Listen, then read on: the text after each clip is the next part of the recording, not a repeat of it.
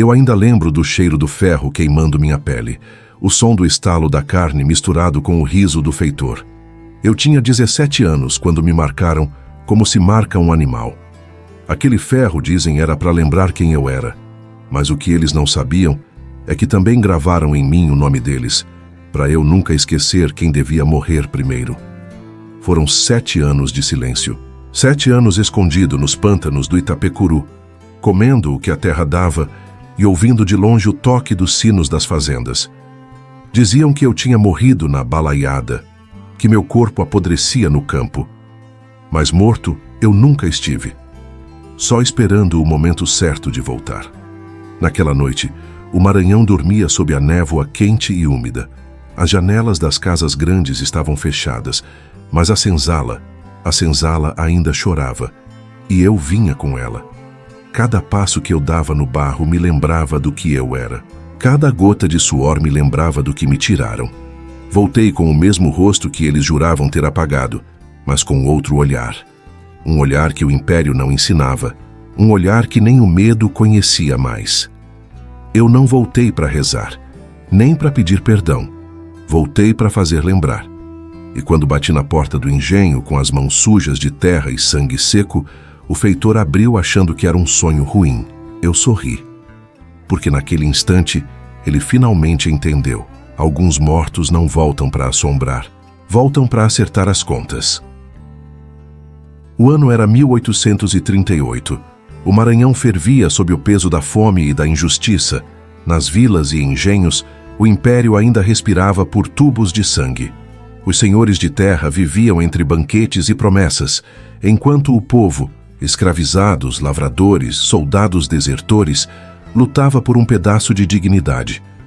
Foi nesse solo quente e rachado que nasceu a balaiada, uma revolta que o Brasil tentou esquecer, mas que ainda ecoa nas paredes úmidas das senzalas abandonadas. Homens e mulheres se levantaram contra o chicote, contra o peso da coroa e o silêncio dos padres. Alguns pegaram em foices, outros em tochas. E muitos, como eu, voltaram do inferno apenas com a lembrança da dor e um juramento: fazer o Maranhão lembrar o nome dos esquecidos. Porque naquela época, a morte não era o fim, era o começo da revolta. Enquanto o Império mandava tropas, os cativos fugiam para os matos, formando quilombos que cresciam como feridas abertas. Cada noite era uma guerra, cada amanhecer, um novo cativeiro. E por trás dos muros brancos das casas grandes, sussurrava-se sobre aqueles que voltavam. Homens que haviam morrido nos motins e que reapareciam em estradas, com o olhar frio e o corpo queimado de sol. Eram fantasmas vivos da balaiada, símbolos de uma ferida que o Império jamais conseguiu costurar. Se essa história já te arrepiou até aqui, deixa o like para fortalecer o canal. Se inscreve porque toda semana a gente desenterra um pedaço do Brasil que tentaram esconder. E me conta nos comentários, de qual cidade ou de qual país você está ouvindo a voz do Brasil sombrio. O sol nascia lento sobre o Maranhão, tingindo o engenho de um vermelho sujo. O ar carregava aquele cheiro velho de cana queimada e suor antigo, o mesmo cheiro que eu sonhava há 7 anos. Caminhei descalço pela estrada de barro, sentindo o chão quente cuspir lembranças. Cada passo era uma ferida aberta, e o silêncio do campo gritava mais alto que qualquer reza. O engenho ainda estava lá. As mesmas paredes de cal rachadas, o mesmo portão de madeira que um dia se fechou atrás de mim. Mas agora, as correntes que antes pendiam nas estacas estavam cobertas de ferrugem. Pareciam ossos esquecidos de um tempo que o Império fingia não lembrar. Eu parei diante do portão e passei a mão sobre a madeira. O toque era o mesmo, frio e indiferente, como o olhar do feitor que um dia me quebrou os dentes com o cabo do chicote. Do outro lado, ouvi o mugido do gado, o bater dos pilões, o canto arrastado dos escravizados que ainda restavam. Nenhum deles me reconheceu de imediato. O tempo havia me apagado do rosto. Mas quando uma velha levantou os olhos e viu a marca em meu braço, ela largou o cesto. Os olhos dela se encheram d'água, e sem dizer uma palavra, apenas sussurrou: Zeca. Esse nome já não era meu. Zeca havia morrido no campo de batalha, enterrado num cemitério sem cruz. O que estava ali era o que sobrou. Um corpo que o Império esqueceu de enterrar direito. A mulher caiu de joelhos, tremendo. Atrás dela, um menino pequeno observava com medo e curiosidade, como se visse um espírito. Entrei devagar. As tábuas do chão rangiam, denunciando cada passo. O engenho parecia menor, como se o tempo o tivesse engolido. O feitor Antônio Pires agora era um homem velho, de barba rala e olhar turvo. Mas quando me viu parado na porta, o sangue fugiu do rosto dele. O chicote caiu da mão. Você... Ele murmurou sem acreditar. Mas... Você morreu. Eu dei um passo à frente. Morrer é fácil, seu Antônio. Difícil é voltar. Ele recuou, tropeçando nos próprios pés, tentando alcançar o facão na cintura. Eu sorri. O mesmo sorriso que ele me ensinou a ter quando gritava: "Não olhe para mim, negro." Naquela hora eu olhei, e ele entendeu que o passado havia voltado para cobrar. Um trovão cortou o céu e a chuva começou a cair pesada. As gotas batiam no chão quente, levantando o cheiro da terra e do sangue antigo. O feitor correu, gritando pelos guardas, mas ninguém veio. A senzala inteira observava, silenciosa, como se soubesse que estava presenciando algo que não era desse mundo. Uma justiça que não vinha das leis, mas da memória. Quando ele tropeçou na lama, eu o alcancei. Segurei o colarinho da camisa dele e encostei o ferro marcado do meu braço no rosto dele. Ele gritou, mas o som se perdeu na chuva. "Agora você vai lembrar, Antônio. Vai lembrar de cada marca que deixou." A lâmina que ele carregava caiu. Eu não precisei usar. Bastou o olhar. Às vezes o medo mata antes do golpe. E quando ele caiu no chão, imóvel, o engenho todo pareceu suspirar, como se o próprio ar tivesse se libertado de uma corrente invisível. Atrás de mim, a velha chorava baixinho. O menino ainda observava com olhos grandes, gravando aquela cena para sempre. "Diga para todos", eu disse, antes de virar as costas, "que o morto voltou, mas não para assombrar, para lembrar o império do que ele enterrou." E enquanto eu caminhava sob a chuva, o trovão apagava meus passos, e o Maranhão pela primeira vez parecia respirar. Dizem que naquela noite o trovão não dormiu. As nuvens ficaram presas sobre o Itapecuru, como se o céu tivesse esquecido o caminho de casa. No dia seguinte, os homens da Guarda Imperial chegaram ao engenho e encontraram o feitor com os olhos abertos, a boca cheia de lama e um ferro de marca em forma de Z queimado no rosto. O símbolo virou maldição. A notícia se espalhou como fogo em canavial. Nas fazendas vizinhas, os senhores trancaram as portas, mandaram reforçar as correntes das senzalas e juraram que o diabo andava pelas terras do Maranhão. Diziam que o morto voltara e que nenhum feitor podia dormir sem ouvir o som de correntes arrastando pelo corredor. O medo, pela primeira vez, trocou de lado. Enquanto isso, nas matas úmidas do interior, grupos de homens negros e mestiços começaram a se reunir à noite. Alguns eram fugitivos, outros sobreviventes da balaiada. E entre eles, um nome voltou a ser sussurrado: Zeca do Itapecuru. O homem que enfrentou a morte e voltou para libertar os que ainda viviam nela.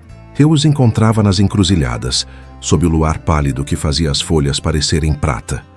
Vinham de todos os cantos, trazendo cicatrizes e histórias. "É verdade que o senhor voltou?"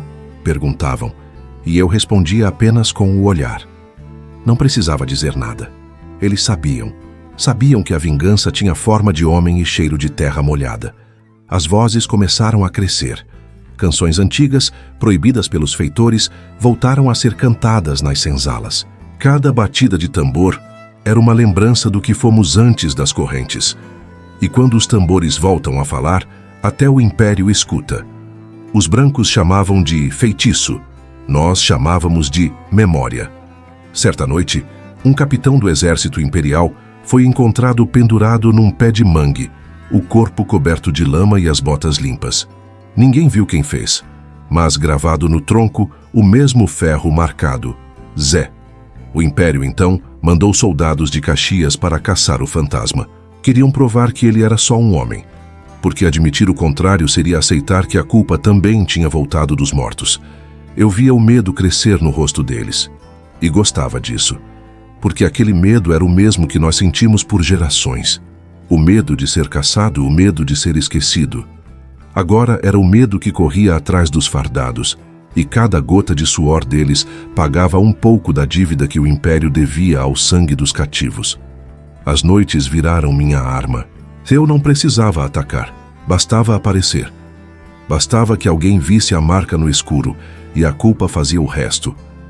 Em poucos meses, 3 engenhos foram abandonados. Senhores fugiram para São Luís, levando o ouro, deixando para trás a terra e os nomes dos mortos que tentaram apagar. Mas cada vitória trazia também o peso da lembrança. Às vezes, quando o vento passava entre as árvores, eu ouvia o som das correntes antigas e lembrava dos que não voltaram, dos que ficaram enterrados em covas rasas, sem nome, sem justiça. Eu sabia que minha luta não era só vingança, era o grito deles ecoando dentro de mim. Foi nessa época que começaram a me chamar de O Cativo Retornado. Um título que o povo sussurrava com respeito e que o Império pronunciava com ódio. Mas nenhum dos dois sabia que o retorno não era só meu, era de todos nós. Porque o que o Império enterra, o povo faz questão de desenterrar. Quando o Império sente medo, ele sangra ouro. E foi o que aconteceu. Os senhores do Maranhão se reuniram em São Luís, vestidos de luto e arrogância, jurando vingança contra um homem que eles chamavam de Demônio da Senzala. Dom Pedro II ainda era jovem demais para entender o que ardia por baixo da coroa, mas os generais sabiam. Se deixassem o símbolo do retorno crescer, o Brasil inteiro lembraria o que tentou esquecer. Naquele mesmo mês, o exército enviou o coronel Luiz Alves de Lima e Silva, o futuro Duque de Caxias.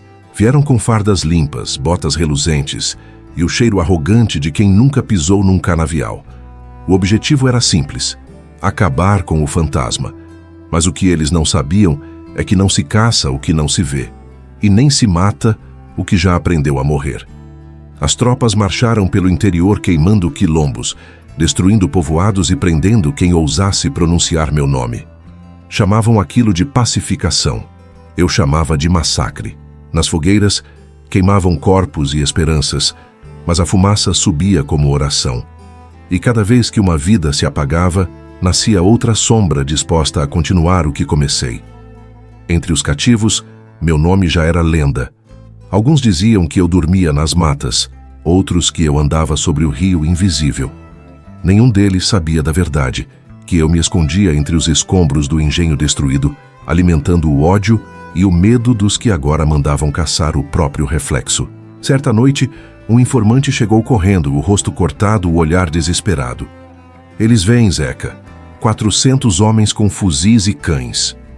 Eu apenas olhei para o horizonte, onde o céu já começava a brilhar com o fogo das aldeias queimadas. Então o Império ainda não entendeu que a bala deles não mata a lembrança. Montamos emboscadas nas trilhas. As matas do Itapecuru conheciam nossos passos, mas não os deles. Quando os soldados avançavam, a floresta engolia o som. Eles atiravam pro nada. E no meio da escuridão, uma voz ecoava: quem enterra o passado, cava a própria cova. Alguns fugiam antes mesmo do combate. Outros morriam gritando nomes que ninguém lembrava. As semanas viraram meses. O Maranhão virou uma ferida viva. As plantações queimadas, os engenhos em ruínas. Mas o Império não recuava. Não podia admitir que um ex-escravizado tivesse colocado o medo dentro das fardas. Então começaram a oferecer recompensas: ouro, terras, perdão. Bastava entregar minha cabeça. Foi assim que a traição chegou. Um homem que eu considerava irmão, um ex-balaio que lutou ao meu lado, vendeu o caminho do esconderijo por um saco de moedas. Quando percebi, já era tarde. A mata ardia em volta, os cães latiam e o som das botas ecoava entre as árvores. Corri até o rio, o corpo coberto de fuligem e suor. O cheiro de pólvora queimava o ar. Atrás de mim, os soldados gritando, atirando, rindo como hienas. Entrei na água, fria e pesada, e deixei o rio me engolir. A correnteza me levou como se o Maranhão quisesse me esconder outra vez. Dizem que o coronel mandou vasculhar cada palmo do rio. Encontraram corpos, armas e sangue, mas não me encontraram. Alguns juram que me viram mais tarde, nas noites de chuva, atravessando as plantações destruídas com uma lamparina na mão. Outros dizem que o próprio Caxias sonhou comigo, parado à beira da cama, olhando em silêncio. Eu nunca confirmei nenhuma dessas histórias, porque o verdadeiro retorno não é o corpo que volta, é o medo que fica. Quando o Império acreditou que me matou, foi ali que realmente nasci. O corpo pode ser apagado, mas o nome é como fogo em canavial seco. Basta uma faísca para consumir tudo. O Maranhão se cobriu de silêncio, mas o silêncio não era paz. Era medo disfarçado de ordem. Nas senzalas, os senhores voltaram a bater. Nas cidades, os soldados voltaram a marchar. Mas nos cantos escondidos o povo ainda sussurrava o meu nome como quem reza contra o esquecimento. Zeca do Itapecuru, diziam com voz baixa, como se fosse pecado ou milagre. O nome corria pelos rios, atravessava vilas, chegava até onde o Império fingia que o mapa acabava. Cada boca que o pronunciava fazia o chão tremer um pouco mais, porque o Império temia isso. Não a espada nem o ferro, mas a lembrança. No alto das fazendas, os senhores começaram a ver coisas. Juravam ouvir passos na varanda, vozes na madrugada, correntes arrastando perto do poço. Alguns enlouqueceram, outros fugiram. Nenhum deles percebeu que o verdadeiro fantasma era a consciência. O som abafado de séculos de grito que eles tentaram esconder debaixo do ouro. Entre os cativos, a esperança virou semente. Começaram a esconder ferramentas, juntar comida, traçar caminhos pelas matas. Já não se falava em fuga, falava-se em retorno. Em tomar de volta a terra, o nome, o destino. Os velhos chamavam isso de tempo de Zeca. E toda vez que o trovão caía, diziam que era ele chamando os vivos para continuar a obra. Nas vilas, começaram a surgir desenhos nas paredes. Uma letra Z feita com carvão, às vezes acompanhada de um ferro riscado. Os soldados tentavam apagar, mas a cada manhã surgiam mais. O símbolo virava cicatriz coletiva. O povo ria em segredo, porque sabia que o Império estava lutando contra algo que não podia prender. Em São Luís, os jornais tentaram silenciar a história. Chamavam Zeca de assassino, feiticeiro, amaldiçoado. Mas quanto mais o calavam, mais o mito crescia. Nas feiras, as mulheres contavam para os filhos que ele ainda andava pelas matas. E nas igrejas, até os padres cochichavam que talvez Deus tivesse usado o corpo de um homem para lembrar aos brancos o peso do pecado. O Império respondeu do único jeito que sabia, com aço. Vieram novos decretos, novas punições, novas forcas. Mas o medo mudou de dono. Os soldados começaram a desertar. Alguns juravam ter ouvido vozes na mata. Outros se recusavam a sair à noite. O nome Zeca virou proibição. Quem o dissesse podia perder a língua. Ainda assim, ele continuava sendo dito, baixinho mas vivo. E foi então que algo curioso aconteceu. Um jovem escravizado de outra província, chamado Benedito, fugiu do engenho e liderou um ataque contra o feitor. Quando o capturaram e o interrogaram, perguntaram quem o havia inspirado. Ele respondeu com um sorriso: Zeca me ensinou que quem volta, volta para todos. O menino foi enforcado ao nascer do sol. No mesmo dia, alguém gravou um Z no tronco da árvore da execução. Daquele ponto em diante, já não importava se eu estava vivo. O Império havia criado o próprio fantasma. E ele se espalhava rápido. Em cada senzala, em cada canto, em cada reza. O medo tinha mudado de nome, e agora o nome era o meu. O Maranhão nunca mais dormiu tranquilo. E pela primeira vez o Brasil começou a acordar. Anos se passaram. O Maranhão continuava quente, úmido e tenso. Os senhores tentavam reconstruir os engenhos, mas os alicerces tremiam, não pelas rachaduras da terra, mas pelas rachaduras da memória. Porque o nome Zeca já não era de um homem só. Era um chamado, uma lembrança, uma ferida que o tempo se recusava a cicatrizar. Os filhos dos cativos contavam histórias nas noites de lua cheia. Diziam que ele aparecia à beira do rio, com o ferro no braço ainda brilhando sob a luz da lamparina. Diziam que ele vinha quando alguém apanhava injustamente, que o trovão era sua voz e a chuva seu lamento. O Império chamava isso de superstição, mas quem viveu nas correntes sabia. Superstição é o nome que o opressor dá ao medo. Em 1850, um viajante inglês registrou em seu diário que os escravizados do norte falavam de um espírito chamado Zeca, que caminhava com os vivos. Escreveu que o Brasil era um país onde os mortos não descansam, apenas mudam de rosto. O texto foi censurado pela coroa, mas sobreviveu em cópias escondidas. Era tarde demais. A lenda já tinha cruzado o oceano.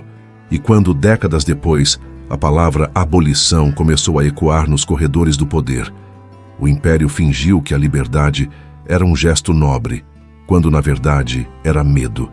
Medo do levante, medo da memória, medo do retorno. Diziam que a assinatura da Lei Áurea foi feita com tinta, mas o que manchava o papel era sangue antigo, o sangue que o Maranhão conhecia pelo nome. Naquele tempo, o povo ainda jurava ver marcas de ferro nas portas das fazendas abandonadas. Algumas letras Z, riscadas em troncos, outras gravadas a fogo nas paredes das senzalas vazias. Ninguém sabia quem fazia. Ninguém dizia que era ele. Mas todo mundo entendia o recado. A história não termina quando o poder manda. Termina quando a lembrança quer.